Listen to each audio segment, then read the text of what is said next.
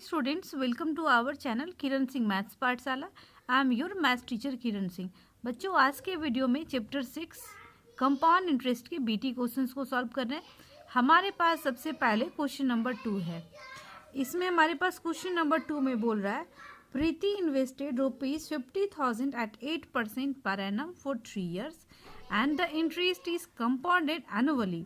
तो हमें कैलकुलेट करना है, calculate the amount standing to her credit at the end of the second year। Second year के बाद जो अमाउंट होगा वो हमें कैलकुलेट करना है। उसके बाद हमें कैलकुलेट करना है the interest for the third year. तो थर्ड ईयर का इंटरेस्ट क्या होगा हमें वो भी कैलकुलेट करना है। अब यहाँ पर देख लें तो हमारे पास है 3 ईयर्स के लिए, तो आपको 1 ईयर का अलग अलग निकालना पड़ेगा, क्योंकि इसमें सेकेंड ईयर का बोल रहा है, फिर थर्ड ईयर के इंटरेस्ट के बारे में बात की गई है। क्योंकि अगर हम लोग डायरेक्ट फार्मूला का यूज़ करेंगे तो हमें थर्ड ईयर का अमाउंट मिलेगा, लेकिन क्वेश्चन में सेकेंड ईयर का पूछ रहा है, तो हम लोग इसमें 1 ईयर का फाइंड करेंगे। हमारे पास दिया हुआ है, पहले सबसे पहले गिवन इन्फॉर्मेशन लिखते हैं। प्रिंसिपल आप देख लें, ₹50,000 दिया हुआ है। Rate of interest 8% per annum and in हमारे पास 3 ईयर्स है। हमें सबसे पहले हम लोग ए पार्ट को इसको सॉल्व करते हैं। Amount standing to her credit at the end of second year, it means A2 हमें फाइंड आउट करना है, amount for the second year. तो हम लोग सबसे पहले फर्स्ट ईयर के लिए निकालते हैं। फॉर फर्स्ट ईयर SI का फॉर्मूला आप सबको पता है, P into R into T upon 100 होता है। P के प्लेस पे हम लोग 50,000 पुट करेंगे। R हमारा 8 होगा एंड टाइमिंग 1 ईयर का है, फर्स्ट ईयर का है, तो 1 पुट करेंगे अपॉन 100। 2 जीरो से 2 जीरो कैंसिल, 8 5 जा 40, 2 जीरो यानी 4,000 रुपीज़ हो गया हमारे पास। तो A1 क्या होगा, प्रिंसिपल प्लस SI। प्रिंसिपल हमारे पास है 50,000 प्लस 4,000 इक्वल टू हमारे पास हो जाएगा 54,000 रुपीज़। ये फर्स्ट ईयर का हो गया हमारे पास। अब हम लोग लिखते हैं for second year. For second year आपको पता है जो फर्स्ट ईयर का अमाउंट होता है वो सेकेंड ईयर के लिए प्रिंसिपल का काम करता है। तो फॉर सेकेंड ईयर के लिए प्रिंसिपल हमारे पास हो जाएगा ₹54,000। रेट ऑफ इंटरेस्ट हमारे पास सिमिलर होगा 8% पर एनम एंड एन हमारे पास 1 ईयर होगा। अब हम लोग फिर से SI फाइंड आउट करेंगे। P into R into T upon 100 होता है। P के प्लेस पे आप पुट करोगे 44,000।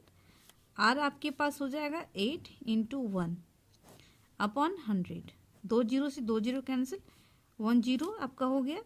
8 4 जा 32, 3 कैरी बचा, 8 5 जा 40 एंड 3 43 हो गया 4,320 रुपीज़। अब हमारे पास amount for the second year A2 equal to हमारे पास हो जाएगा principal plus SI, it means 54,000 plus 4,320 rupees हमारे पास हो जाएगा। हम लोग देखें, इसको ऐड करते हैं। 2 जीरो हो गया, ये 3 भी हो जाएगा। उसके बाद 4 प्लस 4 8, इट मीन्स 58,320 रुपीज़ ये हमारे पास हो गया। आपके पास क्वेश्चन में बोला गया था amount for the second year, तो हम लोग इसमें लिखेंगे therefore amount for the second year equal to 58,320 rupees. ये आपका A नंबर पार्ट कंप्लीट हो गया। अब आप B पार्ट में क्वेश्चन देखें, इसमें बोल रहा है the interest for the third year. Third year के लिए हमें इंटरेस्ट फाइंड आउट करना है। तो सेकेंड ईयर तक का हमारा अमाउंट कंप्लीट है, तो जो सेकेंड ईयर का अमाउंट होगा वो थर्ड ईयर के लिए प्रिंसिपल का काम करेगा। हम लोग सिर्फ उसके बाद SI फाइंड आउट करेंगे, हमारा आंसर कंप्लीट हो जाएगा। इसके आगे के सॉल्यूशन को हम लोग देखते हैं। हमारे पास हो जाएगा फॉर थर्ड ईयर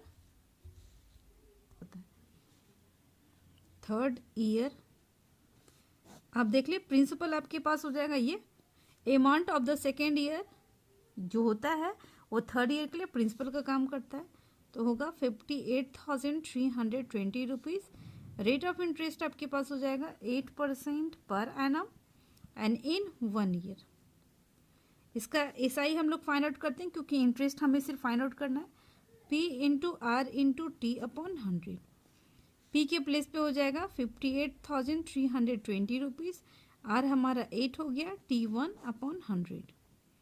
10 से 10 कैंसिल। अब हम लोग सिंपली मल्टीप्लाई करेंगे एंड 10 से डिवाइड कर देंगे। हमारे पास हो जाएगा एस आई इक्वल टू, आप देख लें यहाँ पर 5832 इंटू 8 अपॉन 10। एस आई आप देख रहे हैं 8 2 जा 16, 1 कैरी बचा, 8 3 जा 24, 1 25, 2 कैरी बचा, 8 8 जा 64 एंड 2 66, 6 कैरी बचेगा, 8 5 जा 40 एंड 6 46 एंड 1 डिजिट के बाद डेसिमल, यानी आपके पास हो जाएगा 4,665 रुपये 60 पैसे। ये आपका थर्ड ईयर के लिए इंटरेस्ट होगा। आपको क्वेश्चन में थर्ड ईयर का इंटरेस्ट ही फाइंड आउट करने के लिए बोला था बच्चों। इस तरीके से आपका क्वेश्चन नंबर 2 बीटी का क्वेश्चन नंबर 2 कंप्लीट हो जाता है।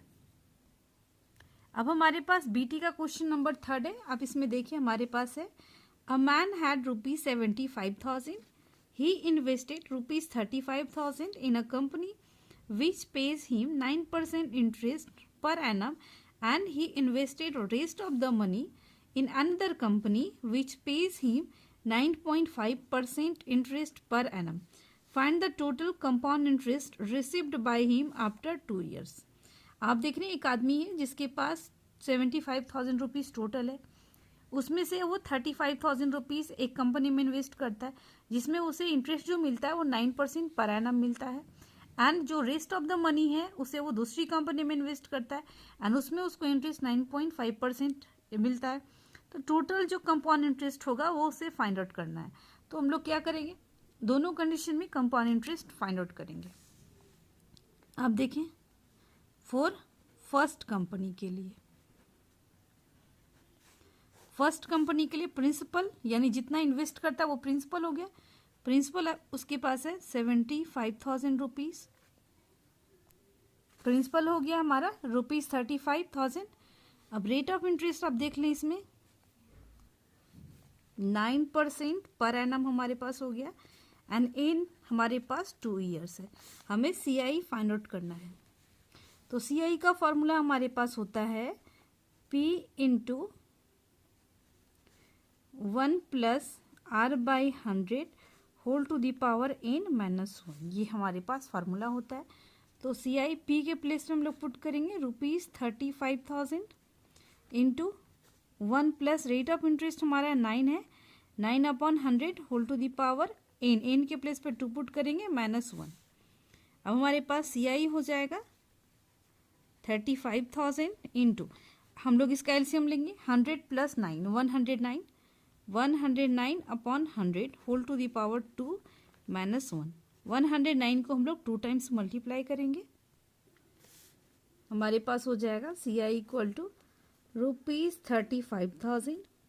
109 को अगर हम लोग 2 टाइम्स मल्टीप्लाई करेंगे हमारे पास वैल्यू आ जाएगी 11,881 अपॉन 100 इंटू 100 हमारे पास हो जाएगा 10,000 माइनस, यहाँ से हम लोग एलसीएम ले लेंगे तो 10,000 माइनस में हो जाएगा। अब आप देखें 3 जीरो से 3 जीरो कैंसिल हो जाएगा। अब चाहे तो आगे भी कैंसिल कर सकते हैं। 5 7 जा 35, 5 2 जा 10।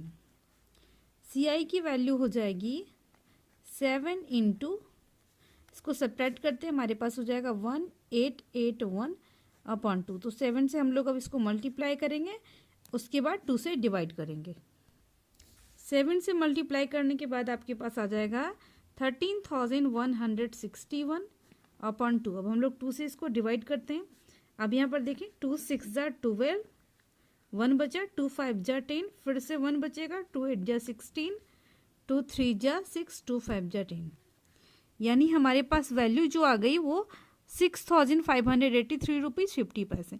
ये फर्स्ट कंपनी का इंटरेस्ट आया। अब हम लोग सेकेंड कंपनी का भी इंटरेस्ट फाइंड आउट करेंगे। हम लोग यहाँ पे लिखते हैं फॉर सेकेंड कंपनी। आपको पता है टोटल जो उसके पास मनी था वो ₹75,000 था। 35,000 वो फर्स्ट कंपनी में इन्वेस्ट कर चुका है, तो सेकेंड कंपनी में वो कितना इन्वेस्ट करेगा, तो इसका प्रिंसिपल जो हो जाएगा वो हमारे पास हो जाएगा 75,000 माइनस 35,000 इक्वल टू 40,000 रुपीज़ वो इन्वेस्ट करेगा। एंड इसमें रेट ऑफ इंटरेस्ट है दिया हुआ 9.5% पर एनम, एंड इसके लिए भी टाइमिंग है 2 ईयर्स। इसमें भी CI की वैल्यू फाइंड आउट करेंगे, ये भी हो जाएगा P into 1 plus R by 100 whole to the power n minus 1। हम लोग इसमें वैल्यू पुट करेंगे। अब देखिए P के प्लेस में हमारे पास है 40,000, 1 प्लस R हमारे पास हो जाएगा 9/5 अब 100 होल टू दी पावर, ये आपके पास 1 है, 1 plus 9.5 upon 100 whole to the power 2 minus 1। अब हम लोग इसके बाद देखते हैं 40,000 हो गया। अब आप ये देखिए 1 प्लस 9.5 अपॉन 100 है, एक डेसिमल लेंगे तो ये हमारे पास हो जाएगा 10 और यहाँ पर इसके पास ज़्यादा हो जाएगा। अब आप देखिए 5 से हम लोग इसको कैंसिल कर सकते हैं, 5 2 ज़ा 10 0 0। अब ये हो जाएगा 5 1 जा 5, 4 कैरी बचेगा, 5 9 जा 45। अब हमारे पास इसके बाद वैल्यू आ जाएगी 40,000, 200 प्लस 19, 219 अपॉन 200 माइनस 1।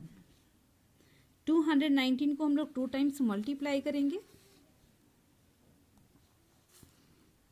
अब आप देखिए 40,000, 219 को अगर 2 टाइम्स मल्टीप्लाई करेंगे हमारे पास वैल्यू आ जाएगी 47,961 माइनस आप देखिए ये 2, ये हमारे पास हो जाएगा 200 इंटू 200, 2 2 जा 4, इट मीन्स 40,000 आ जाएगा। यहाँ पर भी 40,000 वैल्यू आ गई। अब ये देखें 40,000 से 40,000 कैंसिल हो गया, हमारे पास वैल्यू आ गई इसमें 7,961।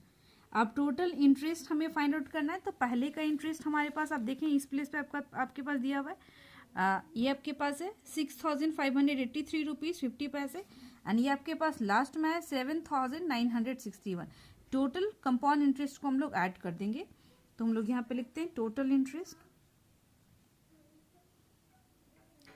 Total CI equal to 7,961 plus 6,583.50। ये अब आप देखें 50 हो गया, 3 and 1 4 हो गया, उसके बाद 8 and 6 14। अब आपके पास 1 कैरी बचेगा, 9 and 5 14, 1 15, 1 कैरी फिर से बचेगा, 7 7 14। आपके पास हो गया 14,544 रुपीज़ 50 पैसे। इस तरीके से आपका क्वेश्चन नंबर 3 भी कंप्लीट हो गया। अब हमारे पास क्वेश्चन नंबर 4 है, इसमें बोल रहा है a certain some of money at compound interest become 7,396 rupees in 2 years and 7,950 rupees 70 पैसे इन 3 years. Find the rate of interest. तो हमें rate of interest find out करना है। आप यहाँ पर देखें 2 साल में अगर मान लीजिए बैंक में हम लोग कुछ मनी डिपॉजिट किए हैं, तो 2 साल के बाद बैंक में हमारे पास मान लीजिए 5,000 रुपीज़ डिपॉजिट किए थे, तो 2 साल के बाद 7,396 रुपीज़ हो गया, एंड 3 ईयर्स के बाद 7,950 रुपीज़ 70 पैसे हो गया। तो हमें rate of interest find out करनी है। अब आप यहाँ पर देखिए कंपाउंड इंटरेस्ट में इसके पहले वाले क्वेश्चन में भी आप बनाए हैं। 3rd ईयर के लिए जो 2nd ईयर का जो अमाउंट होता है, यानी ये तो अमाउंट हो गया ना, इसमें प्रिंसिपल एंड इंटरेस्ट दोनों इंक्लूडेड है, इसमें भी प्रिंसिपल एंड इंटरेस्ट दोनों चीज़ें इंक्लूडेड है। तो ये जो हमारे पास हो गया ये फॉर 3rd ईयर के लिए, 2nd ईयर का अमाउंट है तो 3rd ईयर के लिए प्रिंसिपल का काम करेगा, एंड ये 3rd ईयर के लिए अमाउंट का काम करेगा। तो हमें क्या करना है, find out rate of interest find out करना है। तो हम लोग यही चीज़ें लिखेंगे according to question for 3rd year. For 3rd year के लिए हमारे पास हो जाएगा प्रिंसिपल जो है, ये वैल्यू हमारे पास प्रिंसिपल हो जाएगी 7,396 रुपीज़, एंड अमाउंट हमारे पास हो जाएगा ₹7,950.70। तो हमें rate of interest find out करने हैं, ये क्या कितना होगा। अब आप देखें अमाउंट इक्वल टू क्या होता है, प्रिंसिपल प्लस एसआई। तो हमारे पास ए माइनस पी करेंगे तो एसआई की वैल्यू तो निकल जाएगी। तो ए हमारे पास आप देख रहे हैं ₹7,950.70 माइनस ₹7,396 इक्वल टू एसआई। अब हम लोग इसको सब्ट्रैक्ट करते हैं। 70 10 में से 6 जाएगा 4, यहाँ पर क्या बच गया 4, एक कैरे लेंगे। 14 में से 5 जाएगा 9 जाएगा तो 5 बचेगा। अब ये हमारे पास हो गया 8 में से 3 जाएगा तो 5 एंड 7 में से 7 गया 0, यानी हमारे पास एसआई की वैल्यू आ गई ₹554.70। अब एसआई का फॉर्मूला आप सबको पता है, P into R into T upon 100। SI के प्लेस पे ₹554.70 हम लोग पुट करेंगे। प्रिंसिपल हमारे पास ये देखें, ये हमारे पास ये जो वैल्यू है वो प्रिंसिपल है, इस प्लेस पे देखें प्रिंसिपल, यानी ₹7,396।